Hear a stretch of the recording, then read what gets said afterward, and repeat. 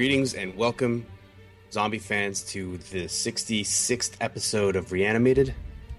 This is a podcast about all things zombie. Mostly it's about TV, movies, books, comic books, graphic novels about zombies, and then also sometimes vampires.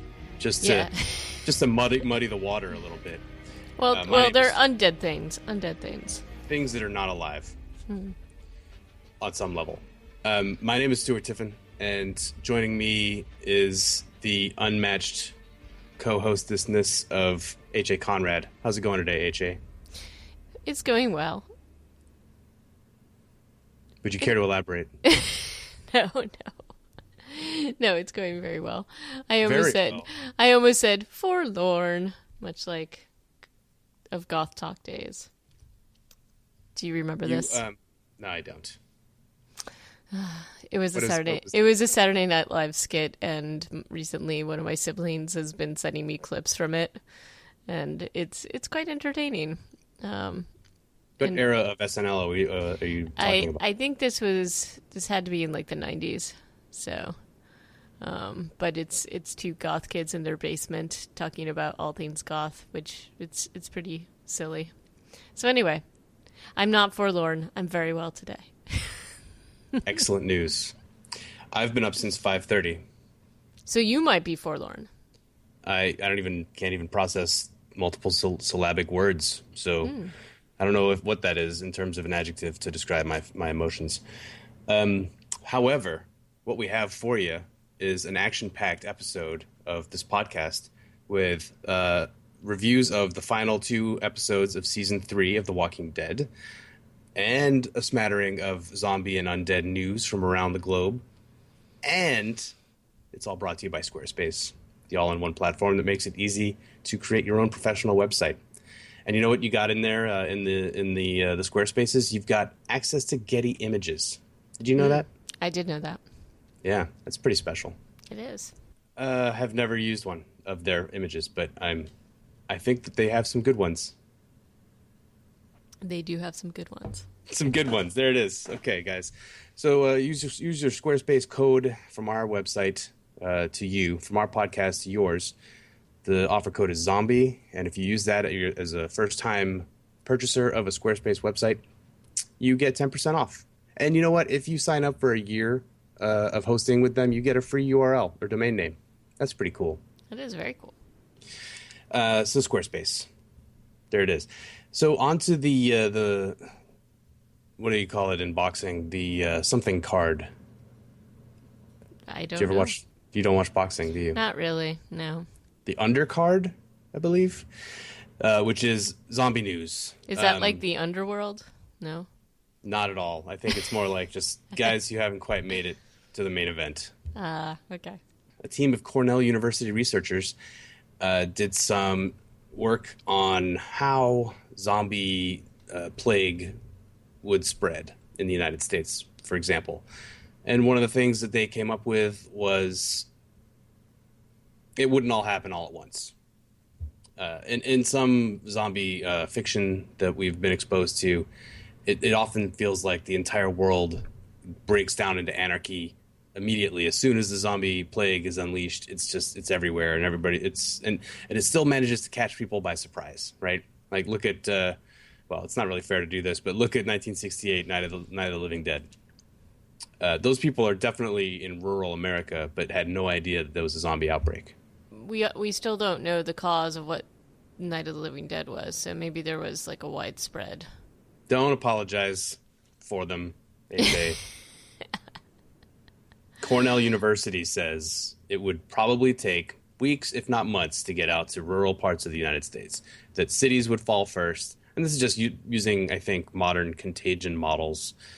And I think it makes lots of sense. And therefore, I'm moving even further away from city centers as a result. Well, yeah, I know. Clearly, I'm done for.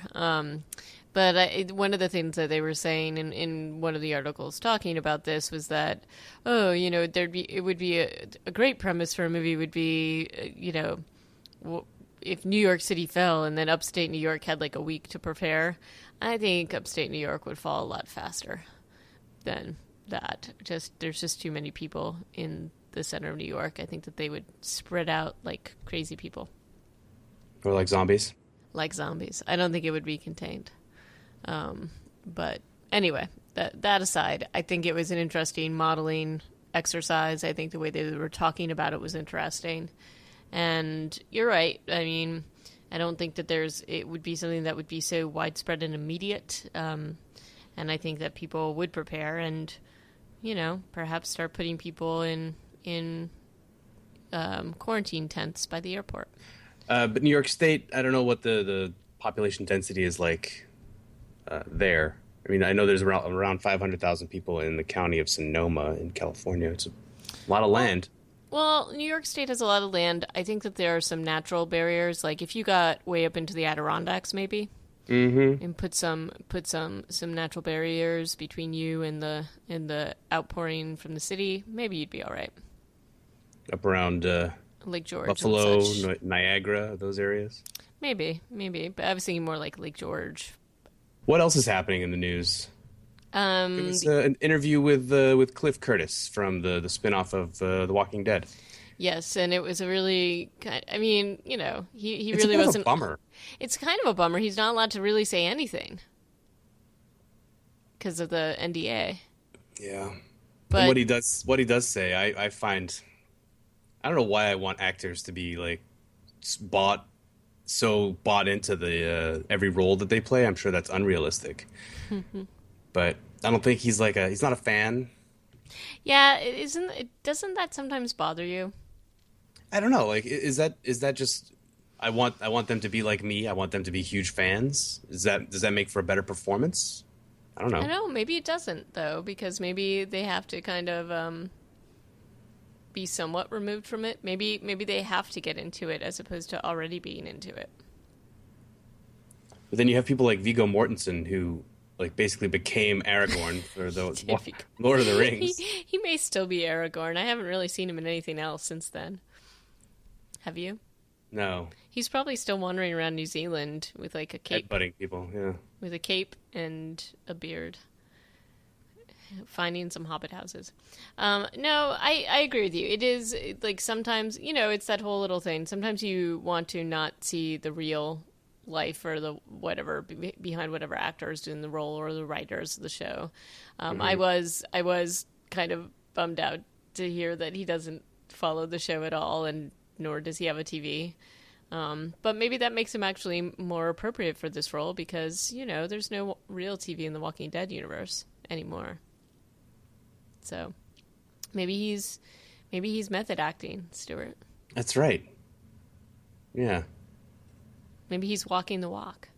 But really, I mean, the gist of this interview is basically that he's just saying that this particular spinoff is going to have more questions about humanity, show more human things. And I mean, I know some of the timeline is because this is following the outbreak. Like it's backtracking a little bit. So we're seeing how it happens on the West Coast.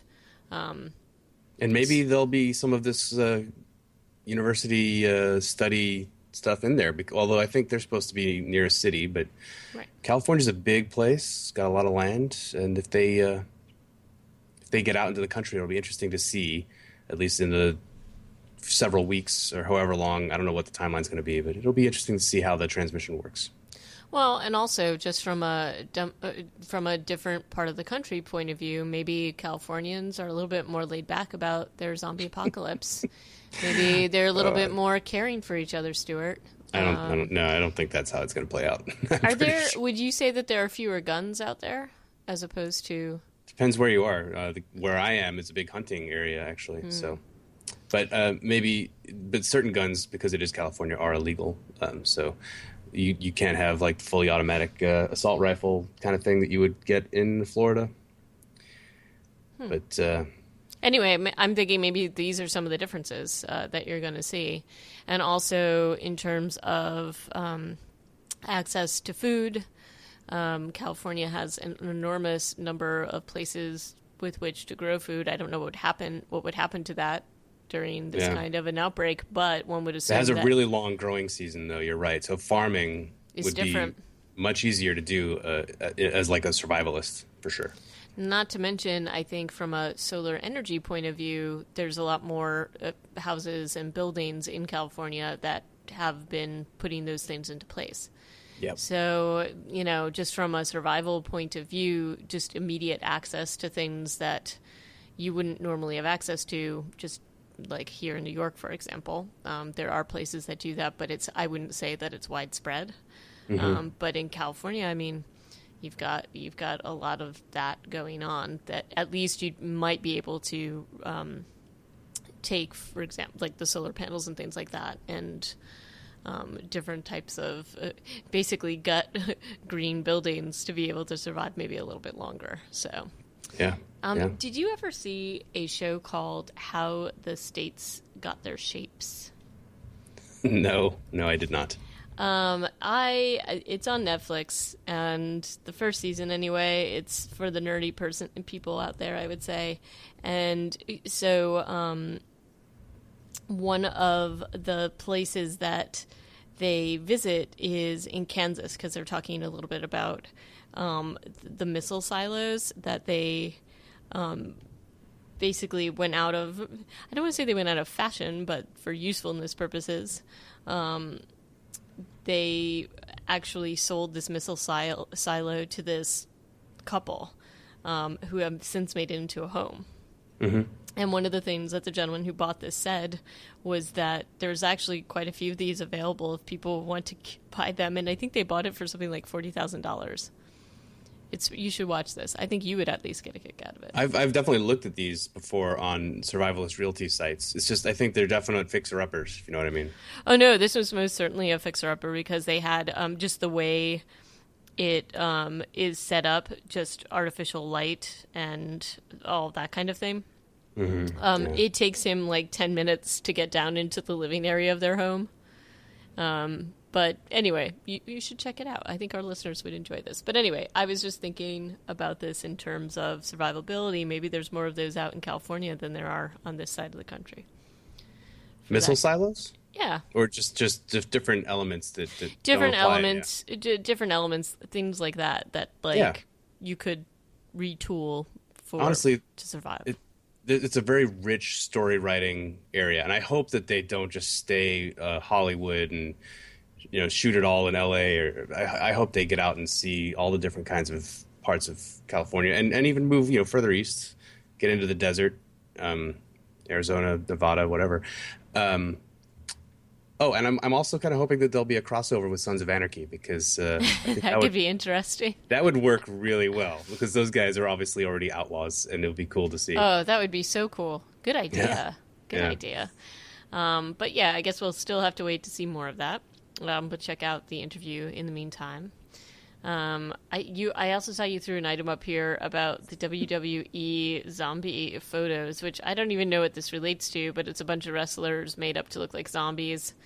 I don't even. You know what? I think it's just completely photoshopped. I think they were just doing their normal poses, and they put them on a green screen, and then just photoshopped a bunch of scars and zombie stuff onto them. So yeah. It's for our fans who like wrestling, we're gonna have this link up on the show notes, and you can look at pictures of your favorite wrestler as a zombie. Indeed.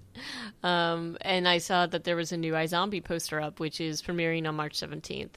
So I'm getting excited for this. I am trying to not get too excited because I don't want to sort of raise my hopes, but it looks pretty cool so far. I mean, I think it's going to be a little bubblegum and pop sugar, but I think it'll be funny. So hopefully it will. Yeah, I'm hoping it's going to be real positive, like a kind of a upbeat show. Yeah, and I have a feeling it is going to be a little bit of that, with a smattering of dark humor. Yeah. So I am looks wise and their media campaign, I think it's pretty savvy, and I'm looking forward to seeing it. So, but again, if it turns into some kind of a strange Vampire's Diary thing, we shall see. Yeah. Now that Parks and Rec is gone, I feel like TV direly needs some silver lining type shit, Yeah, because there's a lot of dark stuff out there. Yeah, exactly. And now if we have two Walking Dead shows that are I They're know. both like kind of like literally end of the world scenarios. Yeah, we definitely need some more like ice cream and bubble gum, and I would be fine with that. Yeah, and recently I've been watching, a lot of people recommended to me various shows. One was The Fall with Gillian Anderson. Have you watched that at all? I've seen the first season, and it is fantastic. Yeah, It it's really is, good. it is, but it's super dark. That Yeah. and Broadchurch, and I I can't deny that these shows are very well made and certainly well acted. But yeah, I need a little bit of popcorn to go with my death and destruction and stuff like that. So I need something as a little bit of an antidote, a little bit of a balance. So yeah, so I've been watching The Flash of late to do that. If Well, you I can, guess that probably does a decent job of that. It's a lot of it, jokes. it does, and I kind of actually I've actually been enjoying it more than I thought I would. I started watching it not as a joke, but just not thinking I would be really into it. But it serves that particular purpose. If you watch something pretty heavy, you can counteract it a little bit. So One of my favorite recent posts on IO9, it's not that recent anymore, it was a couple months ago, was an article tearing, I forget what the chick's name, but the chick who's like a pretend journalist who's blogging about the Flash. They just yeah, tear her website apart just from a she's journalistic perspective. It's from very a funny. from a character point of view, she's kind of you know Yeah. she you don't like you're supposed to be rooting for him to get her. No, you But never really feel that though, do you you? don't, and I mean, she is there are some characters in the show that are supposed to be they're not from the original Flash canon, but she is like her character. It's Iris.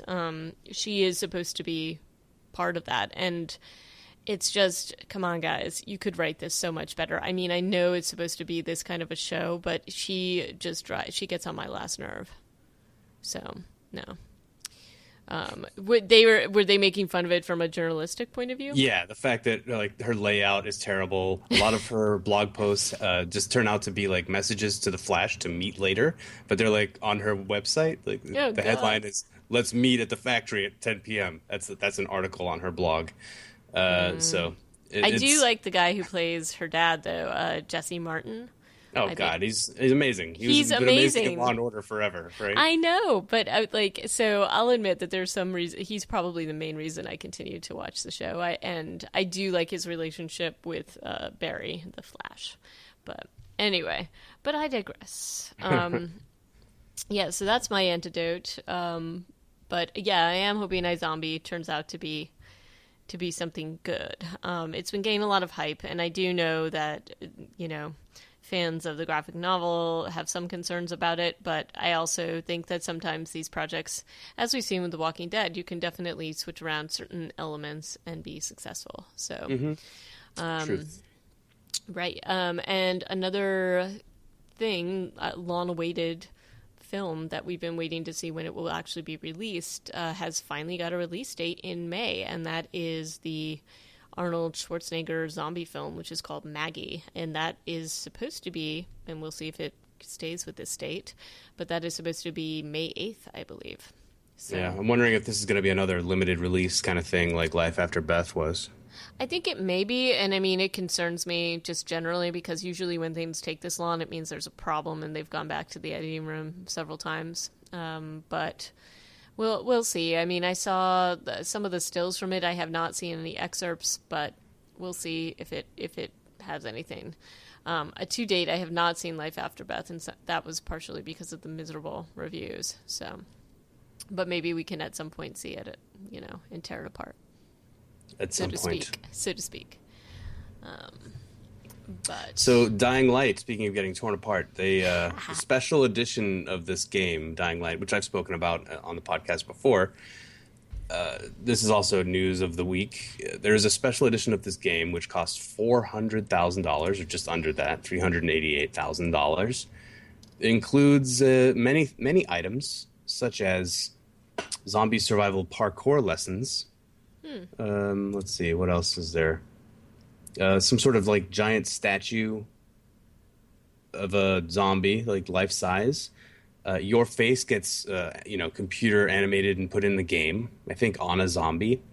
Oh, and then yeah, there's a zombie-proof shelter, like Wait, a life so that you can live in. like in real life that they'll Built by give to this. you? Yeah, yeah. Well, not give to you. You give them $400,000, and they part of that deal is that you get a tiger log cabin zombie proof home, which we have looked at on and talked about on this show before. So have you? Yeah, I know we had talked about that.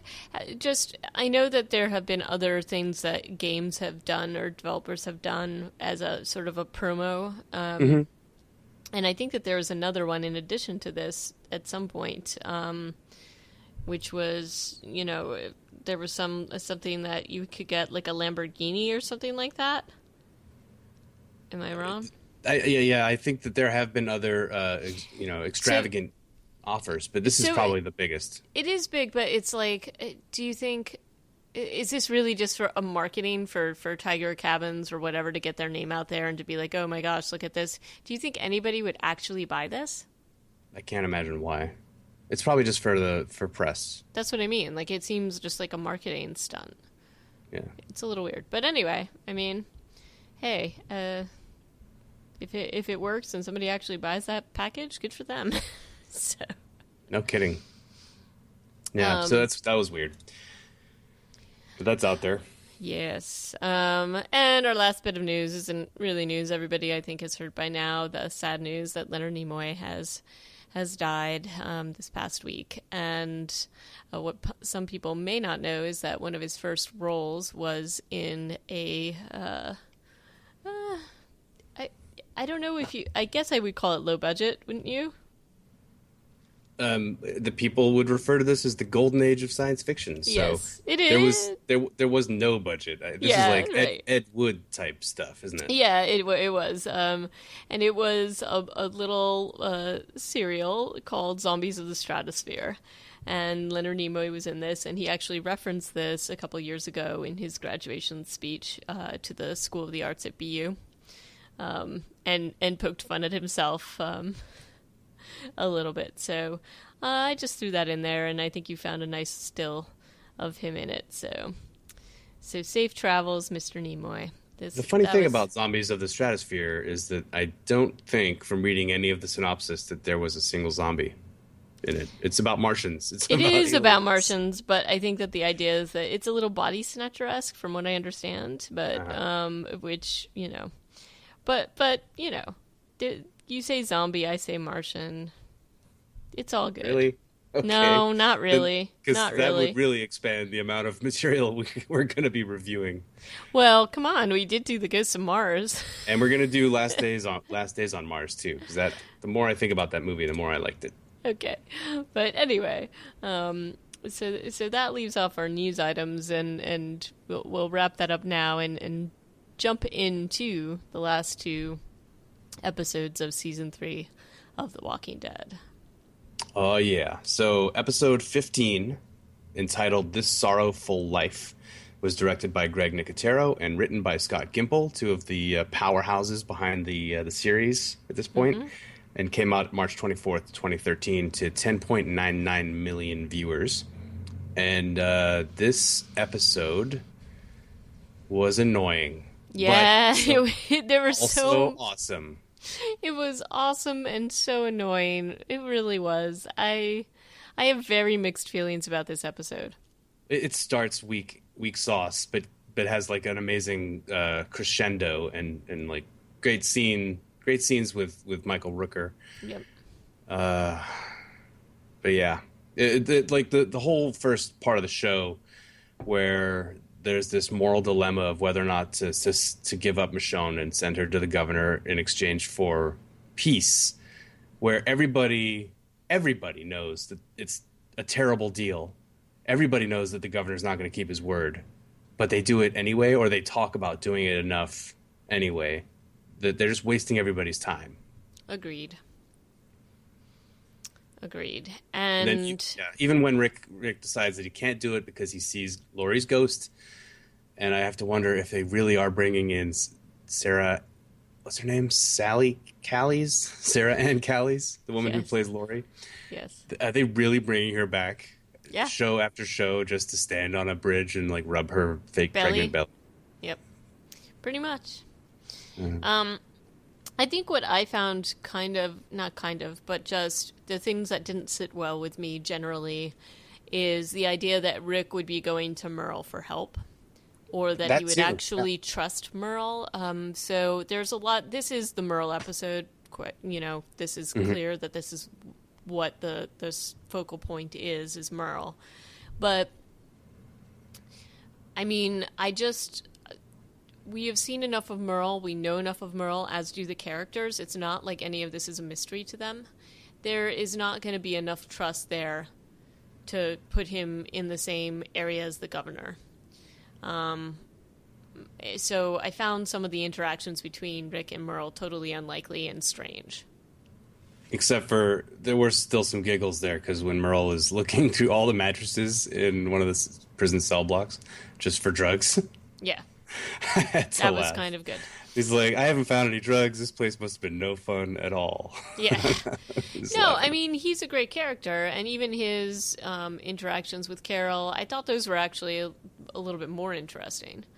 But there was so much that it's sort of like, is Merle going to stay with the group? Is he going to go back to the governor? And it was just sort of this round and round.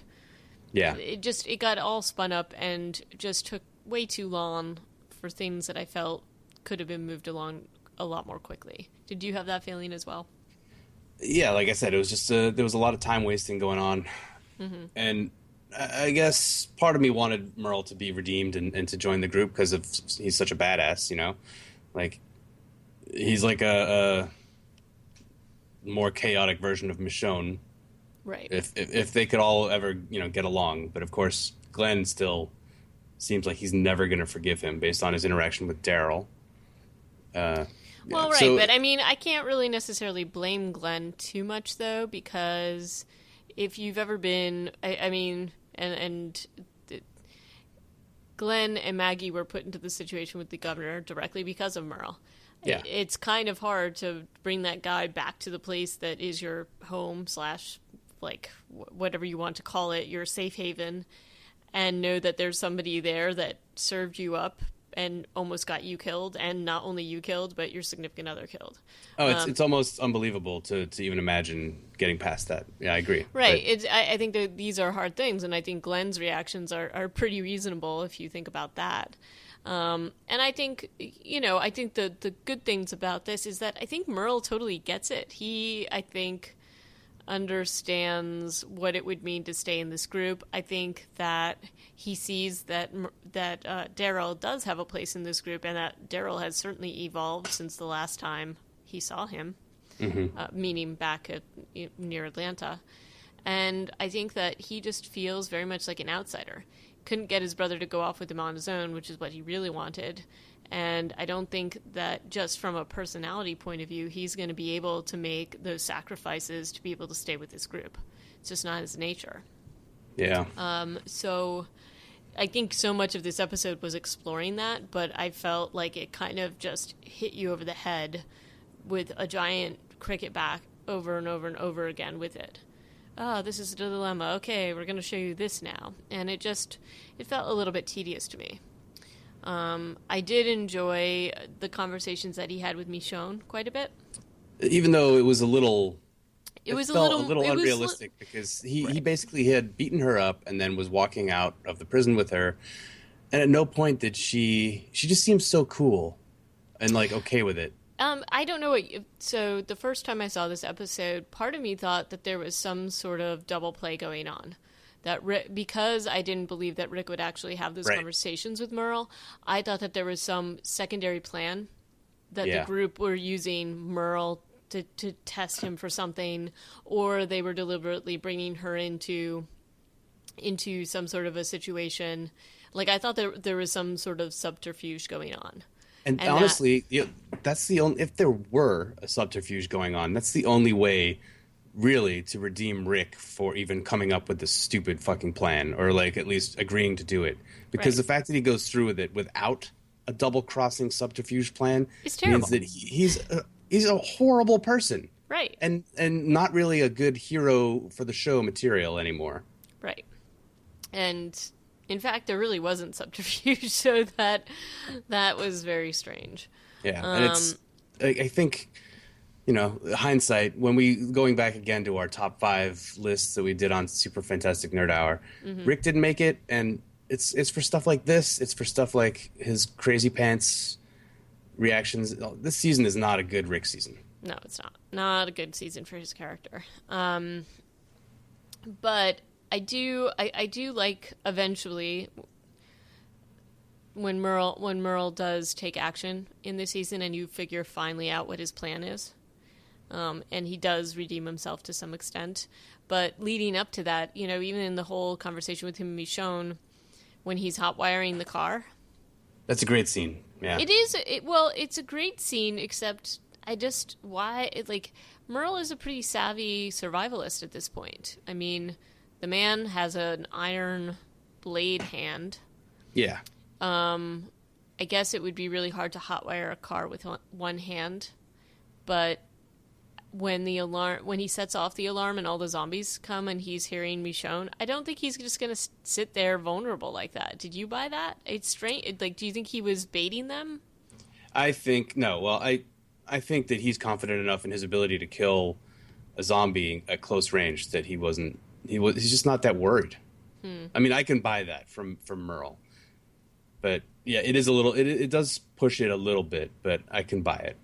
Okay, it sat poorly with me the first time, to the point where I also thought, oh, does he have another plan? Is there a reason why he's bringing them all close in? That said, Michonne's zombie kills while she's actually tied up were pretty awesome.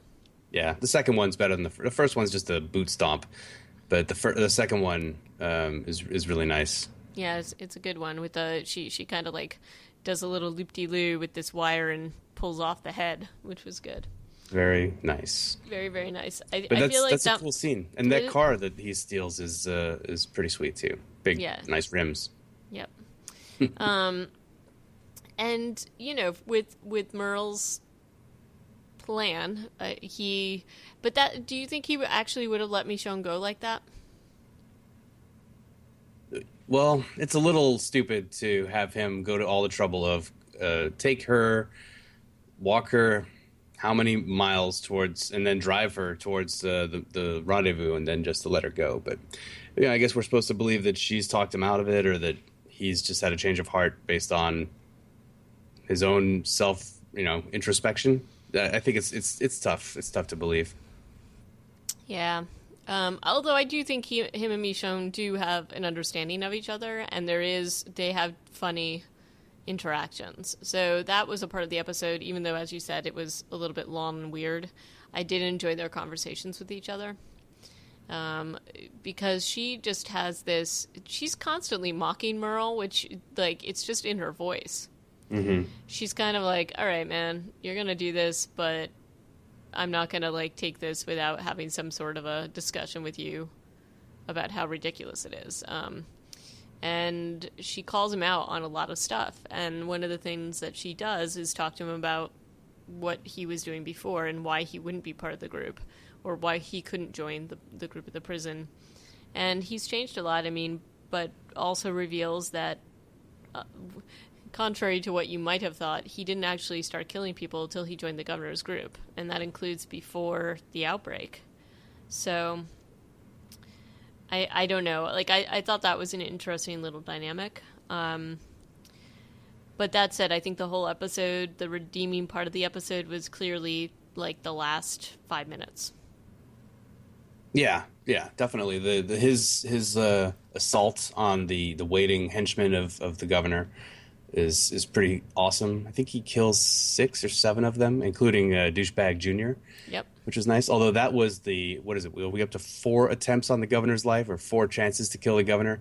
I know. And Douchebag Jr. gets in the way of that one. But at least it wasn't Merle missing. It was the guy stepped right in just at the moment. You know what I mean? Because I don't think Merle would have missed at that point. So that was nice. I do like his use of music to attract the zombies with the car. Yeah, And it's his pretty little cool. his little jump out of the car, that was kind of a nice little piece. Hmm. And I do think that the governor, he comes across as a great villain here. He's just taking charge of it. He knows exactly what's going on, and he shows you how evil he is right till the very end of this episode. So, Yeah, it's pretty brutal.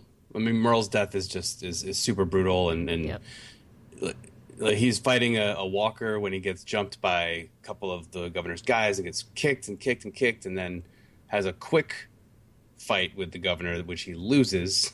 yep, Loses a couple fingers too, because the governor can apparently bite through tendons and bones yep, without much of a problem. And it's over so fast. yeah.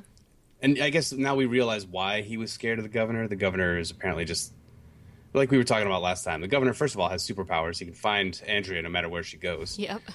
And he's like a really good, ferocious fighter, I guess. It's almost hard to believe that he could beat Merle that easily. It is hard to believe that, especially since we've never really seen the governor in the ring like we have seen Merle, so we know what Merle is actually capable of. Exactly. I mean, and the man is capable of sawing off his own hand. So, Yeah. I think he would have put up more of a fight, but that said, the end scene where you know that the governor's, like, offing him but not really offing him is pretty bad. But they kind of balance out this very sad scene with the engagement of Glenn and Maggie, which But I no. This is another part of the show. This episode. I that I agree. didn't I like. agree. I'm being silly here. Yeah, I know. But the asking for permission is something that I have some weird feelings about. I don't know that. I guess it makes sense that if you're traveling with her father and you've got a good relationship, you could ask. But what if he had said no? I know, right? And then Also the whole taking the hacking ring, the ring off of the walker. I don't just know. no. Do you just and do you no. really and do you really need that kind of a? I don't know. I just feel like you're in a world. I generally the engagement ring thing I find, whatever works for you, but it's it seems absurd. crazy to me. So Yeah, anyway, these are my own personal issues though, not anybody else's. So I know. I think that we're kind of aligned with this, but probably the ring. The ring it has no meaning if it. That's if it what I isn't- mean. Like in this world, wouldn't it make more sense, especially with these two people that have been through so much? I don't know that he even needs a ring, I guess is what I'm saying. Or Make if her a daisy chain or something. yeah, something, and it's something not hacked off of a walker for Jesus. the love of Mike. Anyway, so Yeah. we got that going on, and then of course Rick finally does right and confesses what happened about Michonne, that what he had done, what he had kept from him. And I mean, this is clearly where they're trying to separate Rick from the governor. The reason why Rick stands up here is because he, as he says, I'm no governor. And he says it out loud, which I think you could probably surmise anyway. Yeah. And he's basically giving up leadership and asking the group to help make the decision, because it should be the group making the decision, not just him. And then, of course, Michonne shows up in the nick of time. She shows up, and Daryl Freaks out. finds his brother and does his strange crying face. The crying face is bad, but you know what? The makeup on Michael Rooker is pretty good. Yeah, it's great. Although as I was watching it, I was like, man, he was decomposing pretty fast. Yeah. But he made a good zombie. That was a great scene. It was very sad, and it had a lot of impact. And I mean, it had a lot of impact because you can see that the governor has shot him right through the chest. Mm-hmm. So I will say, during this episode, I had such a hard time saying goodbye to the character of Merle, because I thought he was a really cool character. But Yeah, and he would have made a great, and he did. For the time he was with the group, he made a great point of tension in the Right. group. But I think it would have just been untenable, like we've said, with Right. his history. There was no way he ever could have realistically stayed with them, I guess. So, maybe. And so this episode wraps up basically with the group having to decide what they're going to do. And it wraps up with Merle being killed, I suppose. So, Yep. and I mean it was a pretty big deal given the place that his character had in the show. So I was very sad. I didn't shed a tear, but I was definitely sad that they took him off the show because I just thought he was a very interesting piece. Mm-hmm. So Yeah. I would have liked to have seen a little bit more of him actually going up against the governor and winning or something like that. As you said, it was so unsatisfying to have him being taken down by the governor so very quickly. Yeah, it felt a little like it was missing something, but seeing the governor, seeing what he's capable of physically, I guess, is something like we said we haven't seen yet, and now that kind of sets that precedent, which it comes in handy later on in the show for sure. Right. So the final episode of the season is called "Welcome to the Tombs," and it was directed by Ernest Dickerson and written by Glenn Mazzara, and aired to an audience of 12.42 million. All these people who tuned in for the final show, but didn't see most of the other ones. Right. So, although this season overall had some pretty good viewership in terms of... It had great numbers. It never got below 10 million, I think. Right. So this one is pretty heavy on the Andrea Milton storyline, because there's a lot of this waiting for him to die and wake up and eat her tension in the torture room, and how dexterous are her toes. A lot of this kind of tension. Mm-hmm. There's a lot of there's some good jump scares in this episode. There are some good jump scares. Between Tyrese suddenly popping through a door, when during a cut or a scene change. There's some good stuff. And then we also have the gang at the prison packing up and leaving, apparently. Mm-hmm. And the governor getting his people all fired up because he's so angry. Yes. So much rage. The governor is like a storm of chaos in this particular episode, I guess. How would you sum up the nature of his army, if you had to describe them? What do you mean, in terms of the Woodbury soldiers? What characteristics stand out to you the most? I think that they're a mix of people. Just what we've been led to believe is that a lot of these people haven't been fighting and they've now been training to fight. So he does have some of his stalwarts, like his second in command, Martinez. Yeah, there you go. And I forget the name of the kid's dad is in this Alan. group. Alan. And so Senior. Yeah. So there's a mix of old and new in here, and I think there's a mix of people that have been in on what the governor has been doing all along, that he's been going out and taking out competition, basically, for example, the military. The people that they took out in one of the first introductions when Andrea and Michonne first came. Mm-hmm. That group of militia that were there. So you have people that are in on the dark deeds and sort of the inside circle into what the government's been doing. So many of his special research team or whatever you call them, so many of those guys are dead though, right? A lot of them are, but you're assuming, I just think there's at least a few that have been in on some of what the governor's been doing.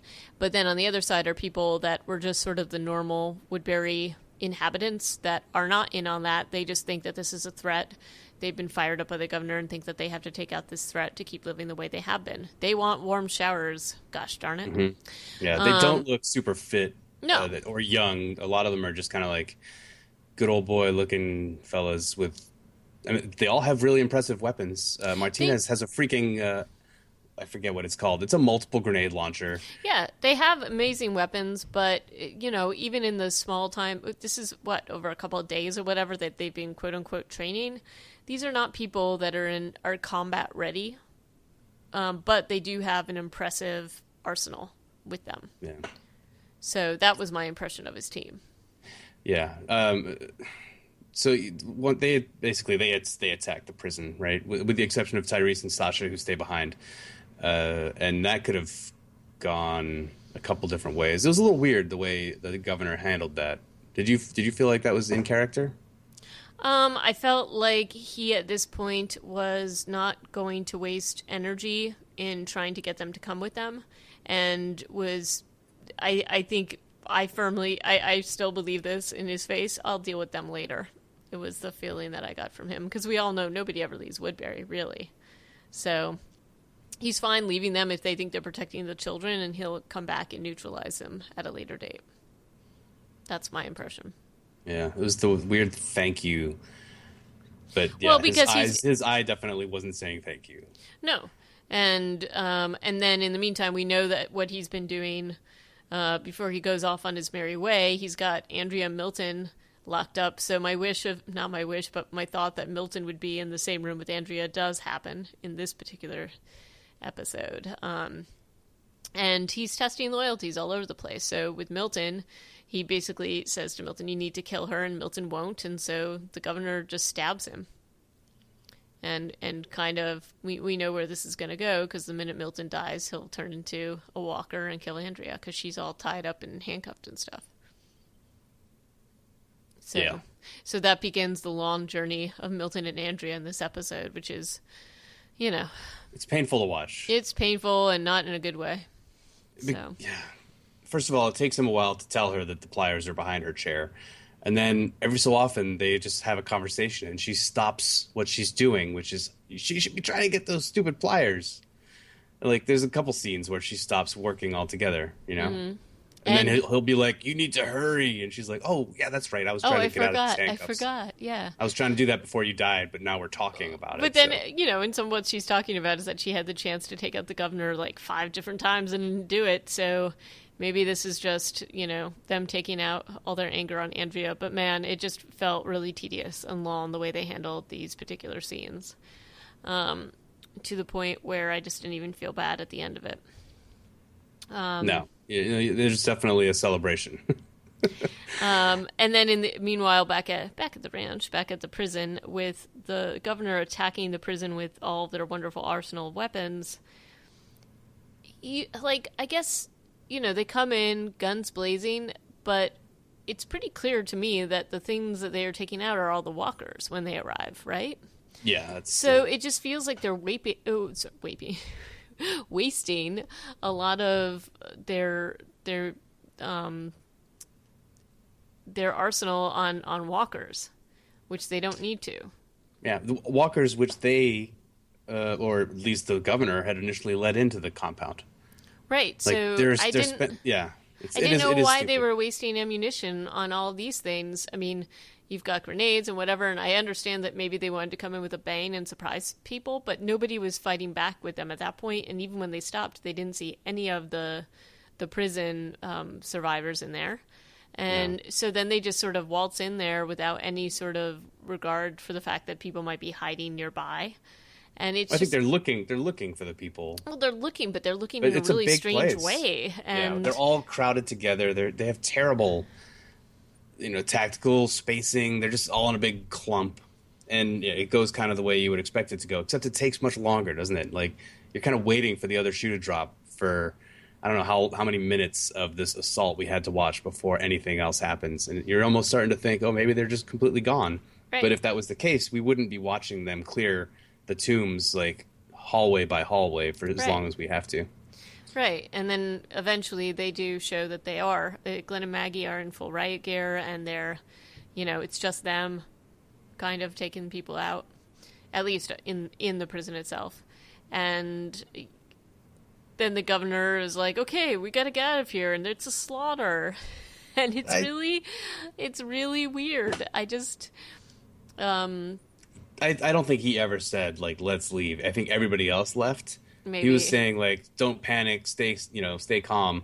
But they're all getting hit with flashbangs, and the alarm's going off, and the red lights are flashing, and then suddenly there's zombies in the tombs, and everybody just runs away.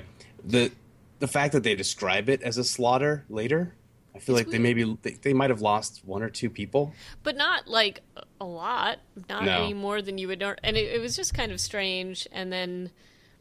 to be chased off in the way that they were, given the arsenal that they had, did not seem likely at all to me. They left behind like 3 vehicles. I feel like right.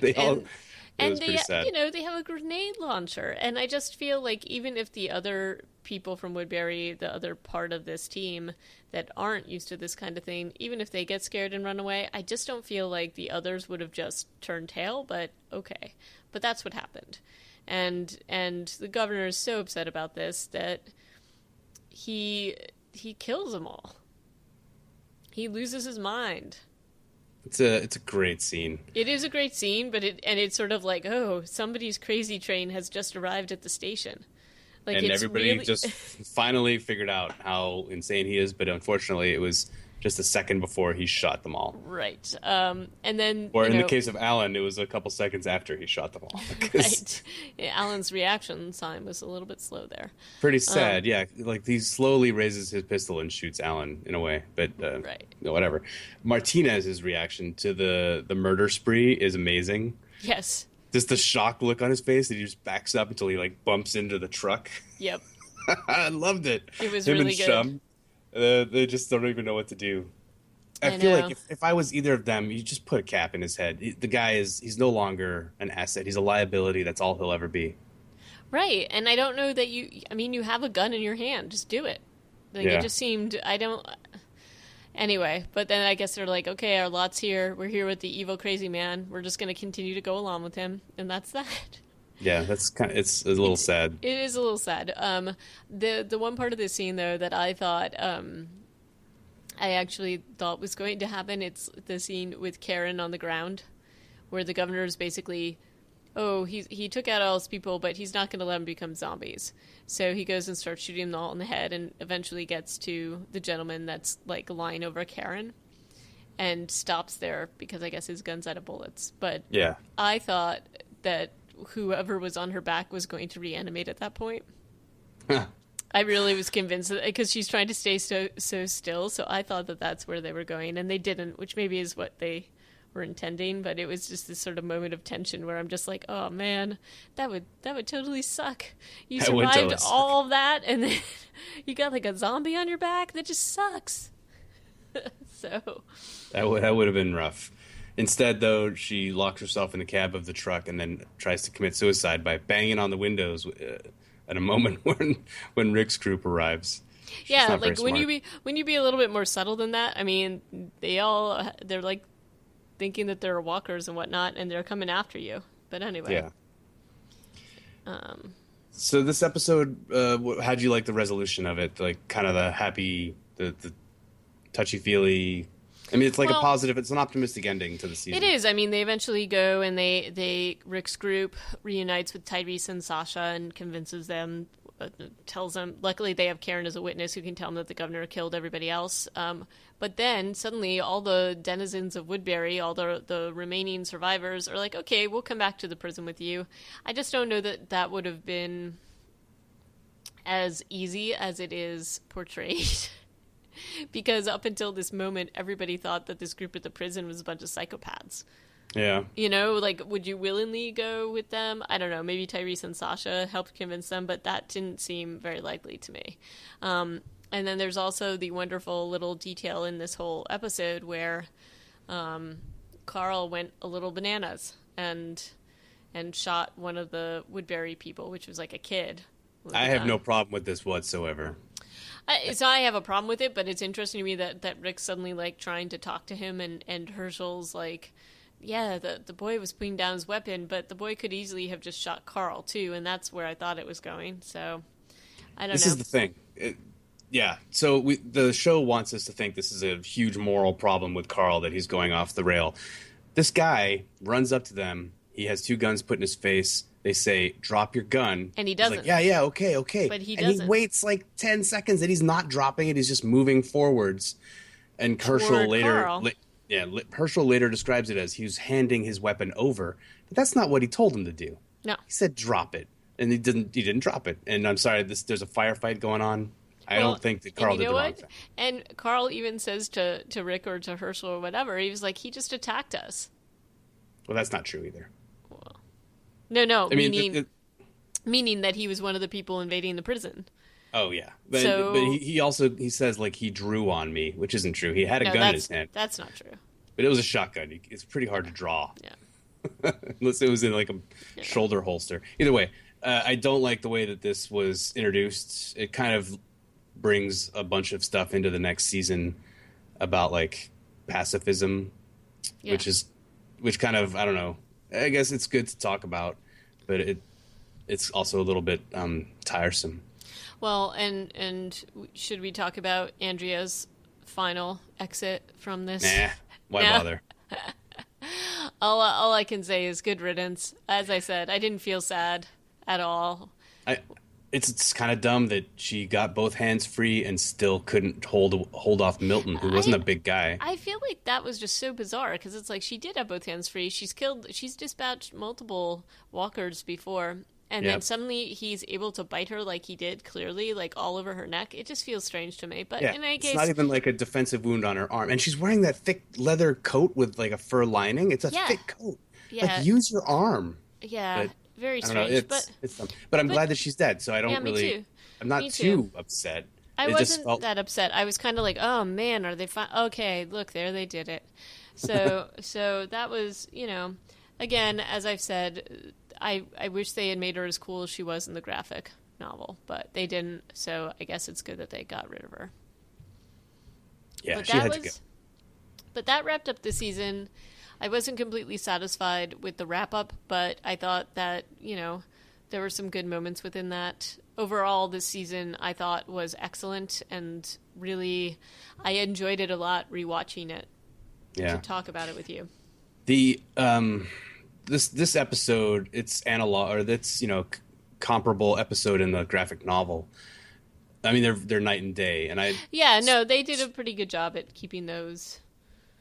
I guess spoiler, I'd like to just discuss a little bit the events of that episode of the graphic novel. And so spoiler alert for anybody who intends to read them but hasn't. Okay. The governor attacks the prison and they kill quite a few of Rick's group, including Lori and the baby. And her new baby. And it's the discovery by Woodbury people that they've murdered a baby and like a woman who just gave birth, who was unarmed. I think she was unarmed. Because she was running away. Yeah, and then they turn on the governor and kill him. Basically, is how the governor meets his end in the comic book. And I don't know if I think I definitely prefer that ending to his story arc. I do, but of too. course we haven't even gotten there in the TV version.